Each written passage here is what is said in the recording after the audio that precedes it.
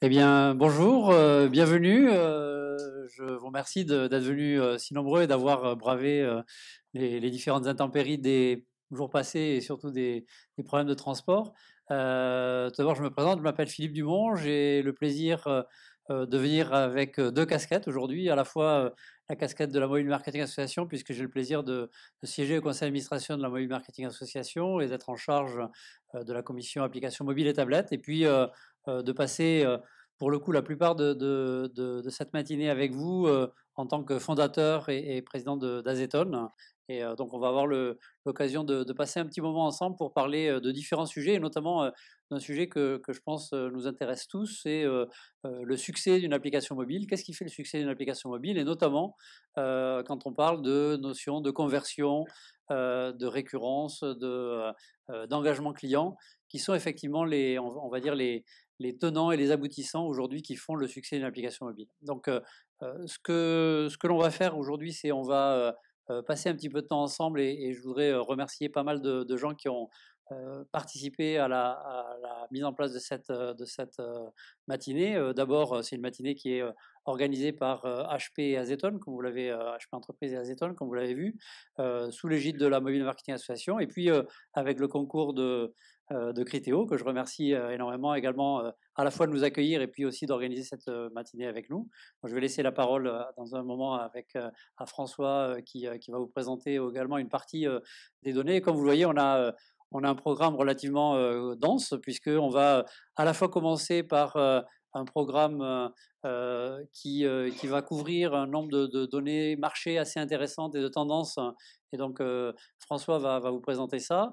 Ensuite, on va passer un petit peu de temps à vous parler justement des enjeux de la récurrence, de l'engagement, de la conversion client au sein des applications mobiles, parce qu'il y a des choses vraiment très particulières dans ces applications que vous avez et que vous développez aujourd'hui. Et puis, une fois qu'on aura fait ça, qu'on vous aura aussi illustré les possibilités qu'on peut avoir avec les solutions HP et Azeton, on laissera la parole à trois personnes qui nous ont fait le plaisir de venir aujourd'hui et de témoigner et de partager leur expérience avec vous. C'est à la fois Yvan Delec de chez Orange, c'est Nicolas Oisel de À Vendre à Louer, de Solocal, et puis Julien-Henri Maurice de chez Bazar Chic. Cette table ronde sera animée par Jérôme Bouteiller de Net Media, pardon. J'allais écorcher le nom un peu plus. Donc, on aura l'occasion d'avoir pendant 40-45 minutes, je pense, un fort partage d'expérience qui, je pense, vous intéressera énormément.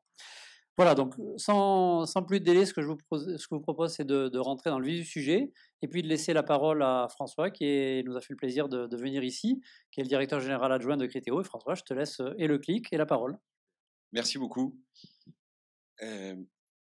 Alors, moi, à chaque fois que je dois parler de mobile, je ne sais jamais exactement quoi dire. C'est-à-dire qu'en fait, c'est un sujet qui peut être pris par tellement d'angles différents, qui est tellement complexe, que je ne sais jamais exactement par où l'aborder. Finalement, quand on parle de mobile, est-ce qu'on parle de smartphone? Est-ce qu'on parle de tablette? Est-ce qu'on parle d'application? Est-ce qu'on parle de site web mobile? On a plein d'angles différents qui nous permettent d'aborder ce sujet.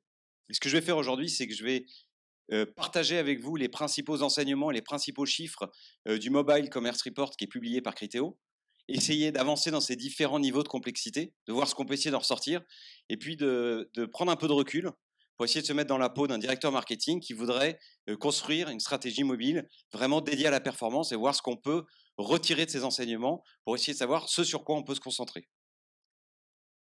Donc, voilà, pour moi, la première question que je me pose, mais vraiment, c'est qu'est-ce que c'est exactement, de quoi est-ce que je dois parler quand je dois parler de mobile? Le premier chiffre qui ressort de cette étude, c'est que 38% des transactions e-commerce dans le monde se font sur mobile. Grosso modo, une transaction sur 3 se fait via le mobile. Sur les pays les plus mûrs, alors on a le Japon, la Corée du Sud, mais aussi le Royaume-Uni, on est autour de 50%, une sur deux. Ce qui nous paraît énorme, ou plutôt ce qui peut nous montrer ce que devrait être la suite pour nous, puisque nous, on se situe plutôt en bas en France, 26%, avec d'autres pays latins, et aussi avec la Russie, où on va être entre 20 et 30%. Si je reprends ce chiffre de la France de 26%, est-ce que ça veut dire que mon smartphone est responsable d'une transaction e-commerce sur 4 que je fais? Non. Parce que là, en fait, on parle de mobile. En réalité, mon smartphone va être responsable que la moitié de ces transactions mobiles. C'est-à-dire 38% des transactions dans le monde se font sur mobile, mais seulement la moitié d'entre elles vont se faire sur smartphone. L'autre moitié va se faire sur tablette. Et puis ça va varier d'un pays à l'autre. Sur les pays les plus mûrs de tout à l'heure, la Corée du Sud et le Japon, qui sont mobile first ou smartphone first, on est plutôt de l'ordre de 90-99%. C'est-à-dire la quasi-intégralité de leurs transactions mobiles, quand on parle de mobile, sont en fait des transactions de smartphone. Parce qu'on est vraiment sur des pays qui sont beaucoup plus mûrs que nous là-dessus. En revanche, vous pouvez voir que le Royaume-Uni, qui tout à l'heure était dans les pays les plus mûrs, a chuté, et il s'approche de nous, de la France, où on est à 56%. C'est-à-dire qu'en fait, la tablette est beaucoup plus présente dans ce monde du mobile pour eux, et on va avoir un peu moins de la moitié des transactions au Royaume-Uni qui vont se faire via la tablette. C'est pareil pour la France. Donc ça, c'est déjà un angle d'attaque quand on regarde l'univers transactionnel dans le mobile. Mais on peut changer d'angle. On peut aussi prendre, et c'est ce qui va nous intéresser ce matin, l'angle des applications. En France, on se rend compte que si on a 26% des transactions qui sont mobiles, c'est-à-dire 1 sur 4 qui est mobile, la moitié d'entre elles, à nouveau, un peu plus, vont se faire via application.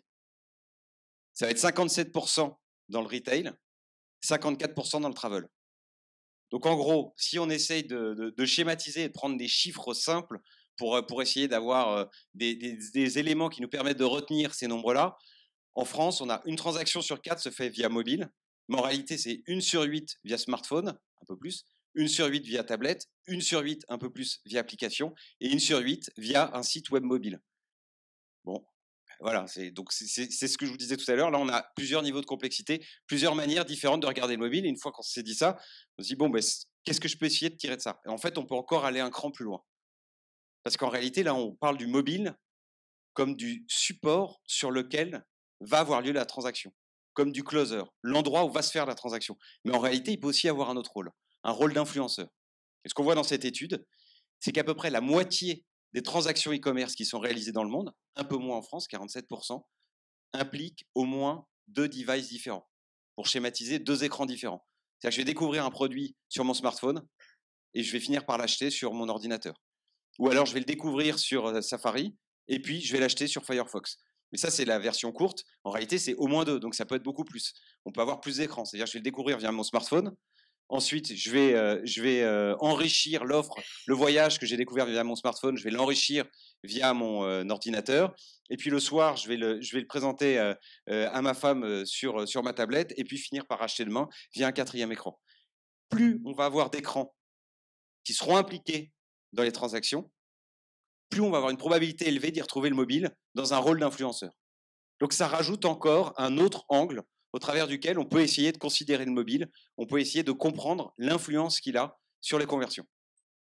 Donc ça fait beaucoup de niveaux de complexité, et finalement ça ne nous permet pas tellement de répondre à des questions. Donc si on prend un peu de recul et qu'on se dit, je suis un directeur marketing, et moi ce que je veux faire, c'est construire une stratégie mobile à la performance, c'est-à-dire je veux m'assurer que je trouve un axe de performance sur le mobile, qu'est-ce que je dois faire?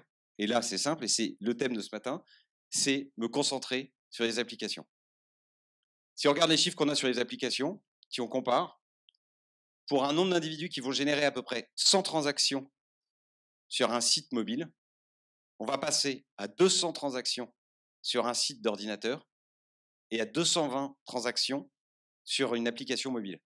Autrement dit, le taux de conversion de l'application mobile va être multiplié par 2,2 par rapport à un site web, un site mobile. Comment ça s'explique? Tout simplement, si on prend chacune des étapes de l'entonnoir de conversion, on peut voir que l'application va battre le site mobile à chaque étape. Quand en moyenne, des visiteurs qui viennent sur un site mobile transactionnel voient grosso modo 6 produits pendant leur visite, ça va monter jusqu'à 22 produits pour une application, plus 286%. C'est colossal. Il y a vraiment un écart qui est extrêmement prononcé, extrêmement important. Si grosso modo 13% des visites sur un site mobile transactionnel finissent par générer une mise au panier, on va monter à 24% pour une application. À nouveau, un visiteur sur 4 d'une application transactionnelle va mettre un produit au panier. C'est énorme.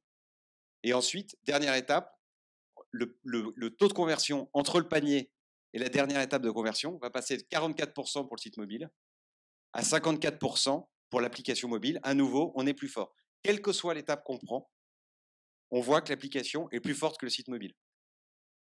Alors la question, c'est est-ce que c'est vrai aussi au niveau des dépenses? Est-ce que l'application mobile va laisser un espace au site mobile? Non, parce qu'au niveau des dépenses, au niveau du panier moyen, ça se vérifie encore. L'application est plus forte que le site mobile.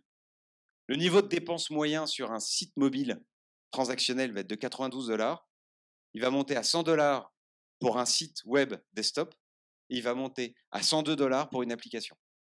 Donc, quel que soit le sujet que vous preniez, le taux de conversion, le niveau d'engagement, le nombre de produits vus, la mise au panier, le panier moyen, l'application est plus forte que le mobile.